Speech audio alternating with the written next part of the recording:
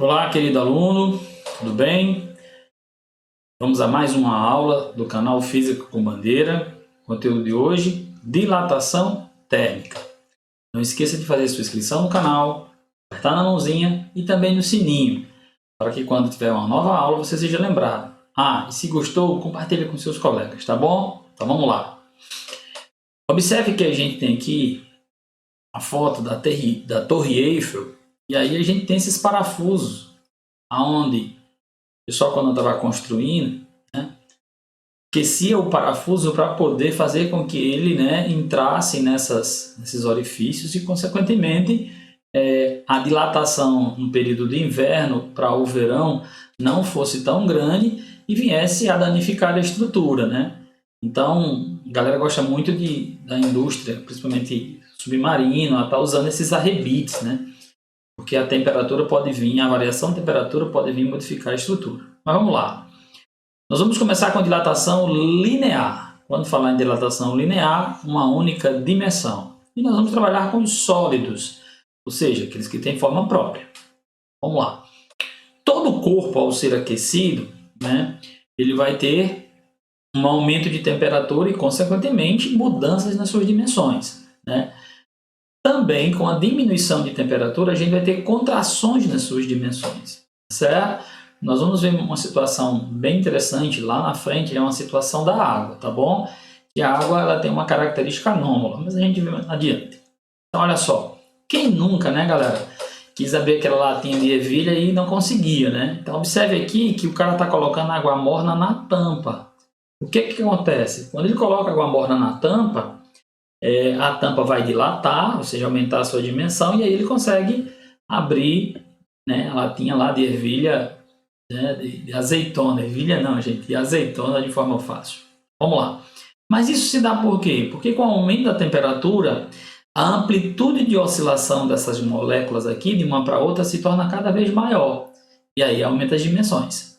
Bom, então ela vai fazendo essa oscilação, essa vibração cada vez maior. E aí, o aumento de dimensão. Vamos aqui a linear. Observe o seguinte, que eu tenho um comprimento inicial e eu vou aquecer a barra.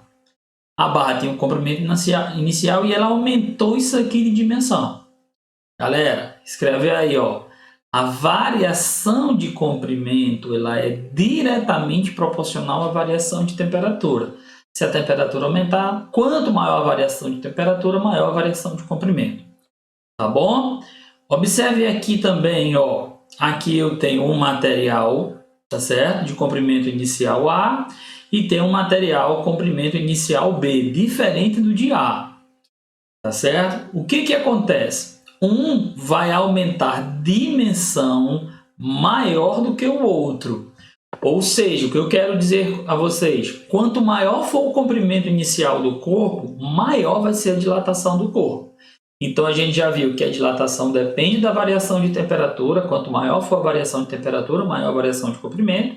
E quanto maior for o comprimento inicial, também maior a variação de comprimento, tá bom? E aí a gente tem a equaçãozinha aqui, bonitinha. A variação de comprimento vai depender do comprimento inicial, vai depender da variação de temperatura e vai depender do material. Esse cara aqui é chamado de alfa, é o coeficiente de dilatação linear. A unidade de medida de comprimento é o metro, que é o mesmo da variação, tá certo? Se tiver centímetro, tranquilo, pode trabalhar. O coeficiente de dilatação é o inverso da temperatura. Os livros trazem grau Celsius a -1, é a mesma coisa, e variação de temperatura, em grau Celsius. Tá bom? Não esqueça que a variação da temperatura da Celsius é a mesma variação da temperatura da Kelvin. Então, observe o seguinte, eu vou colocar o chumbo aqui, 29 vezes 10 a menos 6 graus Celsius a -1. O chumbo tem um grande coeficiente de dilatação linear. Já o diamante ele tem 0,9 vezes 10 elevado a menos 6 graus Celsius a -1. Tem um coeficiente de dilatação bem pequeno, como a porcelana, o pirex e aí vai, tá certo? Então aqui, a gente tem alumínio, tem vários aqui, tá certo? Então não esquece, quanto maior for o coeficiente de dilatação linear, maior a variação de comprimento. Tá certo? Beleza? Então vamos só. Essa equação é aquela mesminha que a gente estava aqui, ó, ΔL igual ao comprimento inicial, variação, coeficiente de dilatação, variação de temperatura. Bandeira, mesminha é, como é que eu calculo a variação do comprimento? É o comprimento final menos o inicial. Vou escrever para vocês verem aqui. Não 2 não, viu? Isso aqui. Aí, ó, o comprimento inicial eu vou botar para o outro lado. Estava positivo, passei negativo, tá vendo? E aí, se vocês observarem, eu tenho um termo comum do outro lado, que é o comprimento inicial. Então, eu vou simplificar. Comprimento inicial dividido por comprimento inicial é 1, mais tudo isso aqui dividido pelo comprimento inicial é alfa delta t. É a equação que a gente tinha em cima, tá bom? Eu fiz mesmo só para vocês verem, tá certo? Mas o que eu quero de vocês é que, quanto maior o comprimento inicial, maior a variação de comprimento. Quanto maior o coeficiente de dilatação, maior a variação de comprimento. Quanto maior for a diferença de temperatura, a variação de temperatura, maior a variação de comprimento, tá bom? Então vamos lá. Aqui a gente tem a dilatação de dois sólidos de materiais diferentes. Observem que eles têm o mesmo comprimento inicial, beleza? E vão sofrer a mesma variação de temperatura. Então, quem é o cara aqui? O cara aqui vai ser simplesmente o quê? O material, o coeficiente que é diferente. Então, uma lâmina aí vai dilatar mais que a outra, ela vai entortar. É o que acontece, por exemplo, nos termostatos, acontece no ferro de engomar, tá certo? Eles conseguem cortar a corrente elétrica devido ao aumento de temperatura. Então, olha só, eu tenho um polo positivo, negativo, a resistência que aquece, beleza, e tenho essa lâmina aqui. Essa lâmina é essa daqui. Como a corrente vai passar no positivo, vai para o negativo, ela vai aquecer. Quando ela aquece, o que acontece? Alguém vai curvar-se mais do que o outro. Consequentemente, ó, ela vai curvar e aqui ó, o circuito ficou cortado. Aí ela deixa de funcionar. Mas quando ela esfria, ela volta novamente, o circuito elétrico fecha e aí eu tenho novamente o dispositivo eletrônico funcionando.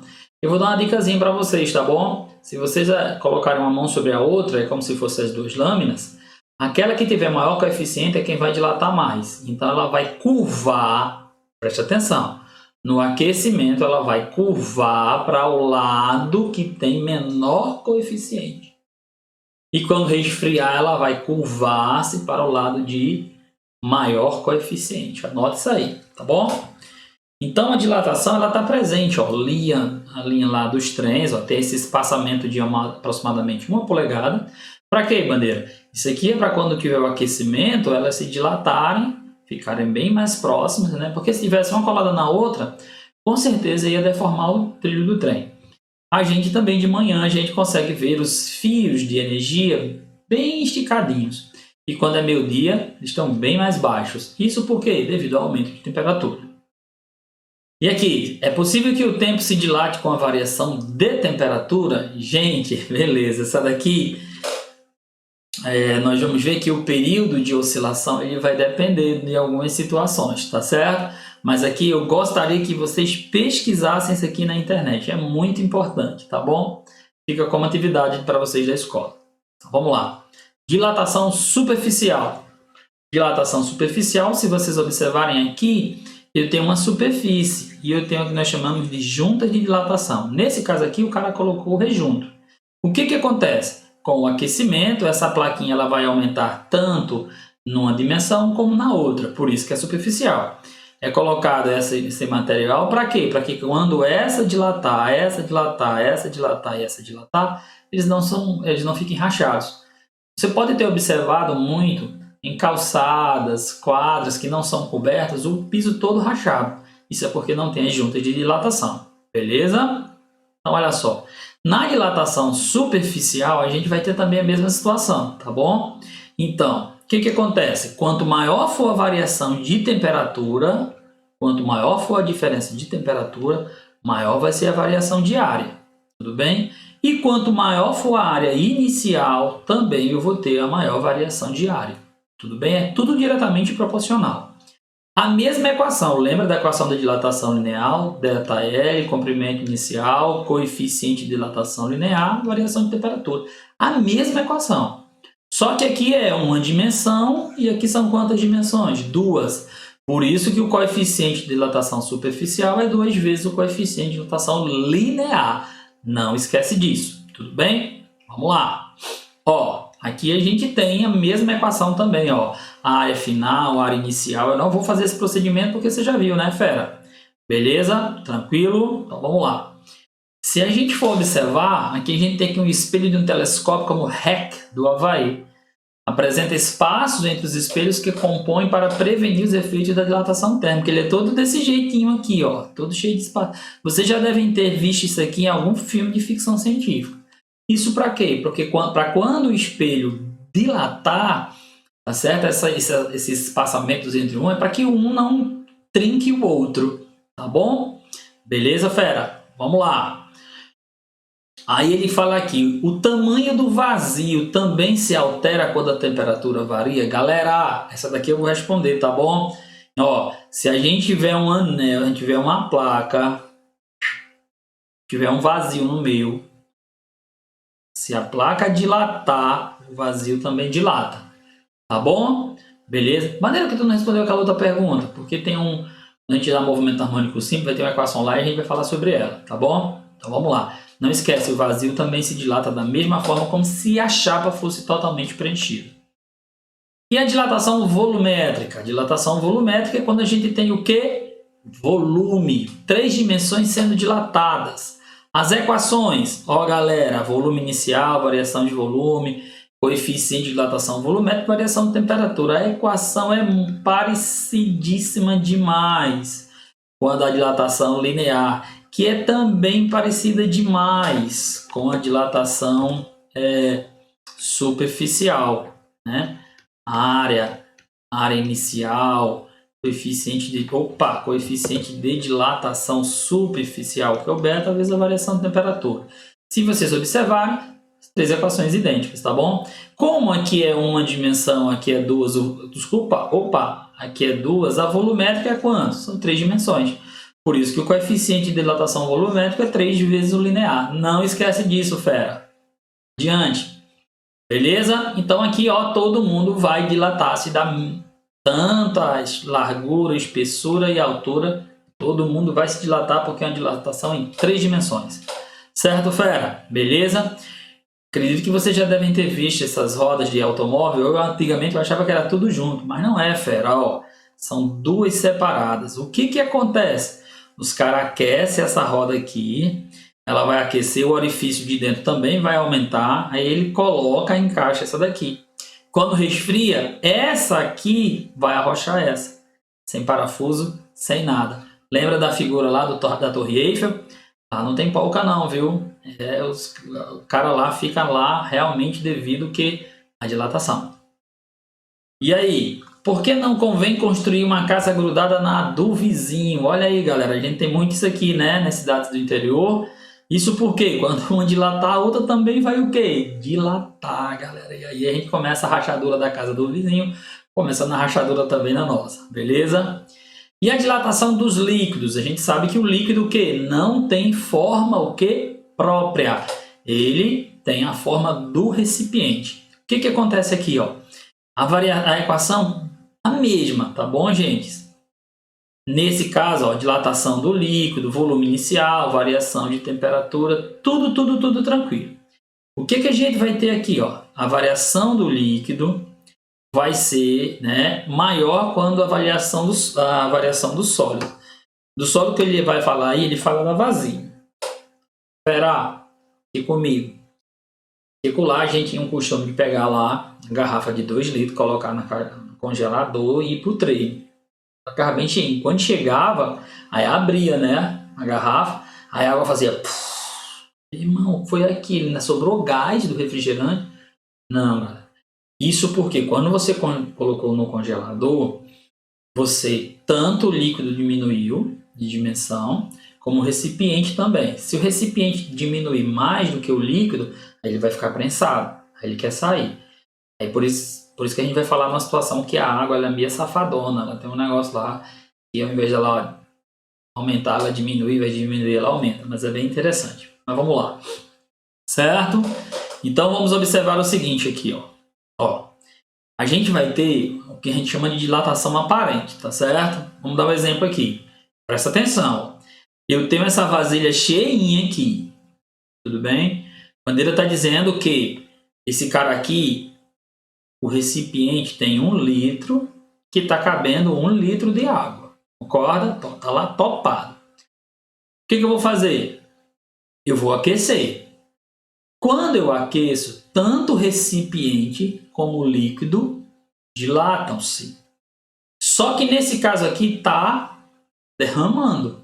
Sabe por que está derramando? Porque o líquido dilatou mais do que o recipiente. Vamos imaginar que foi para 1,2 litros o líquido e o recipiente para 1,1 litro. Ou seja, quer dizer que 0,1 litro dilatou. Essa dilatação nós chamamos de aparente. O litro, quanto era que eu tinha de água? 1 litro. Quando eu aqueci, ela foi para 1,2 litro, 1,2 litros. Então, o líquido dilatou 0,2 litros. Só que o recipiente também. O recipiente cabia a 1 litro, porque estava bem cheinho. Eu aqueci, ele foi para 1,1 litro. E a água lá, quanto? 1,2. Então, sobrou 0,1 de líquido. E aí ele transbordou. Se eu perguntasse qual é a dilatação real do líquido, 0,2. Qual foi a dilatação aparente? Foi o que transbordou, que aparentou ter dilatado. Cuidado nisso, viu, fera? Certo? Então, nessas condições, o volume do líquido vai ser extravasado, tá bom? Tá certo? Aí aqui, professor, pode também o recipiente dilatar mais do que o líquido? Pode. Aí vai diminuir. Você já vai ficar com uma falta, tá certo? Galera, a água que eu vou dizer aqui, ela tem devido às pontes de hidrogênio, quando vai de 0 a 4 graus Celsius, o que acontece com a água? Vamos lá, ó. Preste atenção aqui, ó. Se liga aqui, que eu vou aqui, ó. Eu vou vir lá da temperatura mais alta para uma temperatura baixa. Aqui eu tenho uma temperatura alta e eu tenho um volume alto. Vendo aqui, ó. Presta atenção no gráfico. Aí agora eu vou passar para uma temperatura menor. O líquido está diminuindo de volume. Aí eu passo ainda para uma temperatura menor. Aí ele diminui de volume. Quando chega nesse cara, é onde a água tem o menor volume possível.